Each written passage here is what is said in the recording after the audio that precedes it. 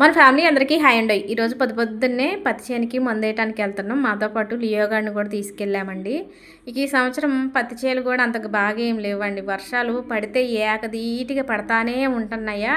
ఇక వర్షాలు పడి పడి పడి వరద బాగా పోతుంది కాబట్టి చేలల్లో బలం ఏమి లేకుండా మొక్కలు పెద్దగా ఎదగట్లేదండి. ఇక నిన్న కూడా వర్షం పడింది, మందేసాము. ఇక లియోని కట్టేద్దామని చైన్ తీసుకొచ్చాము, షెడ్లో కట్టేద్దామని కట్టేసినాం. కానీ ఒకటే అరుపరుస్తుంది. మేము ఎక్కడో ముందేస్తున్నామా, మేము కనపడట్లేదని ఒకటే అరుపరుస్తుందని వదిలేస్తే ఇక వాడి ఇష్టారాజ్యంగా చైన్ మొత్తం తిరిగేస్తుంది. ఇక మా పరిస్థితి ఎట్లుందంటే, పొద్దున్నే వచ్చామా, పని మొదలెట్టినప్పుడు మంచి హుషారుగా ఉంటుందండి. అంటే పొద్దున్నే మందు వేయటం మొదలెట్టినప్పుడు మంచి హుషారుగా ముందేస్తాము చేలో. పూర్తిగా చేను మొత్తం అయిపోయేసరికి నీరసం వచ్చేసిద్ది.